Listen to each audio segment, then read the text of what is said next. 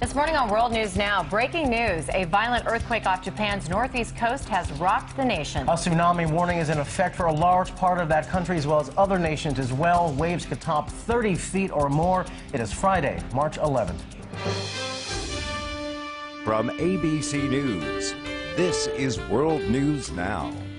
Good morning, everyone. Thanks for joining us. I'm Peggy Bunker. And I'm Rob Nelson. A very busy news day ahead. Incredible footage as we're seeing an earthquake that has rocked Japan. We're really watching the tsunamis now. You're looking at the file footage here of the quake. These are videos that we got a bit earlier. Initially reported as a 7.9 quake. It was upgraded to an 8.8 quake and 7.4 point aftershock that hit 30 minutes later. That is what triggered a tsunami that is really causing great devastation there. And it's amazing, too. This is the second major quake to hit Japan in just a week. First, there were reports of a 13-foot tsunami, and now there are tsunami watches and warnings, not only for Japan, as you can imagine, but also Russia, Japan, the Philippines, Indonesia, Guam, and the U.S. state of Hawaii as well. So now this is evolving to an international event. Dramatic footage there. Homes and buildings literally just being washed away as tsunami, just literally a 13-foot tsunami, engulfs that country. Take a look at this water damage here as you see it plowing over buildings. You see homes, businesses, cars absolutely being caught up in this flood. And we've all, of course, been familiar with the damage that a tsunami can cause. Right now, there is a warning about another tsunami that could hit. This one was 19 feet, and apparently there are more that could hit. And right now we're getting information that this is the biggest earthquake since 1995. The biggest earthquake since 1995. It struck at about 2:46 Japan time, shortly after 1 a.m. Eastern time. Again, 8.8. That is a monster earthquake. Already word from Japanese officials that they're going to already in the process now of accepting foreign assistance because the scope of this is just going to be unbelievable. Let's take a listen now to NHK, the Japanese network, live coverage. Over 4 meters were observed soon after the quake. The agency is warning that the tsunami could reach between 6 and 10 meters. We're getting reports of several buildings on fire. We do not know in regards to the exact amount of damage at this time, but we are soon to get a report from Japan's Meteorological Agency. They're setting up to find out the extent of the damage. All transportation systems in Tokyo as well as northern Japan has been stopped. Airports closed in Tokyo, Haneda, as well as Narita Airport. A great earthquake has hit Japan. Magnitude 8.4 in northern Japan. Agency has been warning a tsunami ever since the quake, and tsunami has hit the Miyagi Sendai area as our live helicopter camera crew are up covering and showing you exactly what is going on at this time. Deputy Chief Cabinet Secretary Tetsuro Fukuyama told reporters on Friday that the governor of Miyagi Prefecture, where the earthquake has hit hardest, has asked the government to send self-defense force units to deal with the situation and aid the situation. Defense Ministry officials say self-defense force personnel are currently contacting local governments and related agency to assess the extent of the damage. Earlier, Prime Minister Naoto Kan and his cabinet ministers have gathered at the Prime Minister's office, where an emergency task force has been set up to respond to the earthquake. The task force will gather information on damage and prepare for more possible tsunamis. Japan's Foreign Minister Takeaki Matsumoto has ordered his officials to start preparing to accept foreign assistance. He has also told them to check on the safety of foreigners living here in Japan. The Pacific Tsunami Warning Center has issued a tsunami warning not just for Japan, but also for Russia, Marcus Island, the Northern Marianas, Guam, Wake Island, and Taiwan. The Pacific Tsunami Warning Center has issued a tsunami warning not just for Japan, where a tsunami has already struck, and you can see some of the damages so far in Miyagi Prefecture, northern Japan, in the Sendai area, but also for Russia, Marcus Island, the Northern Marianas, Guam, Wake Island, and Taiwan. For those of you who have just tuned in and living anywhere close to the coastal areas of Russia, Marcus Island, Northern Marianas, Guam, Wake Island, and Taiwan, please do not go near the waters. Move to higher ground as soon as possible.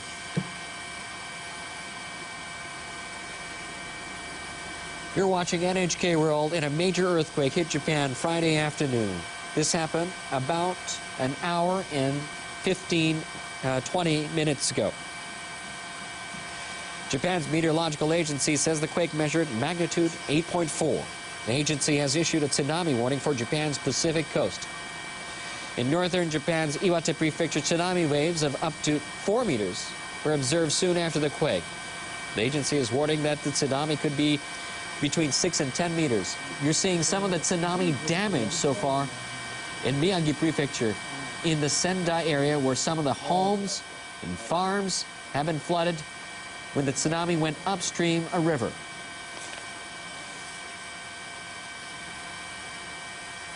According to the Transport Ministry, Haneda International Airport has reopened 2 of its 4 runways. Haneda International Airport has reopened 2 of its 4 runways.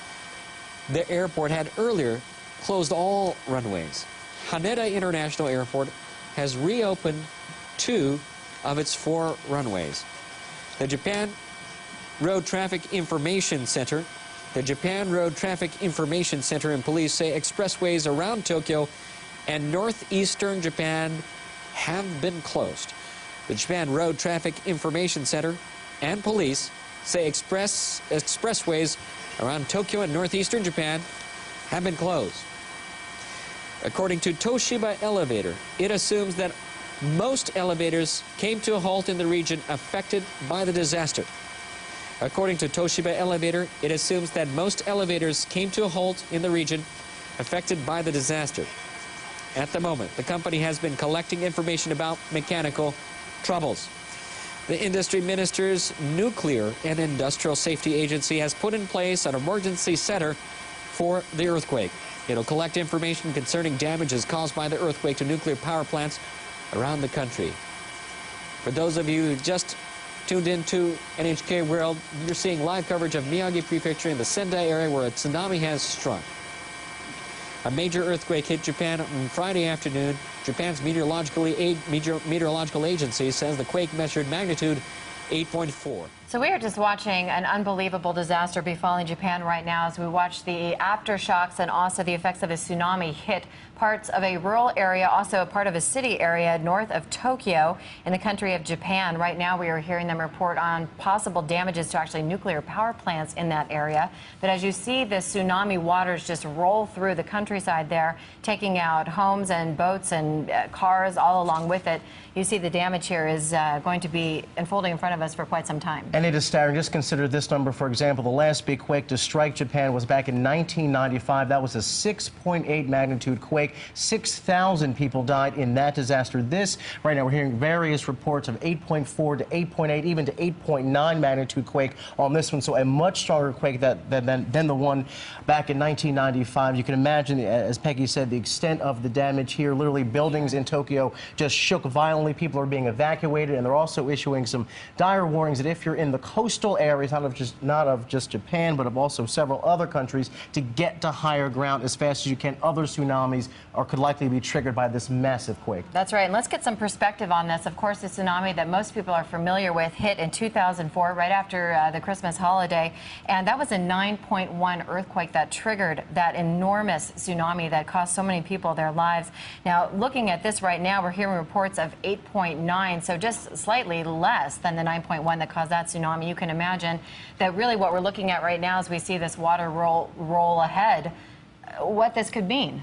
You know, it's staggering. And keep in mind, and this figure will always just, I think, blow my mind and most folks' mind, in that tsunami that you're speaking about from 2004, 200,000 plus people perished in that disaster, 200,000 plus. Obviously, details are still coming in and are scarce at this point as to what the extent of the damage and the death toll may be from this, but those other disasters do give you some perspective. And again, this is an international event as well. Warnings in Russia, the Philippines, Indonesia, Taiwan, Guam, and even the U.S. state of Hawaii, a major disaster in that part of the world on this Friday morning. Well, once again, we are going to continue to bring you the latest details and also more live pictures there from Japan. So stay with us. We'll take a quick break and be right back.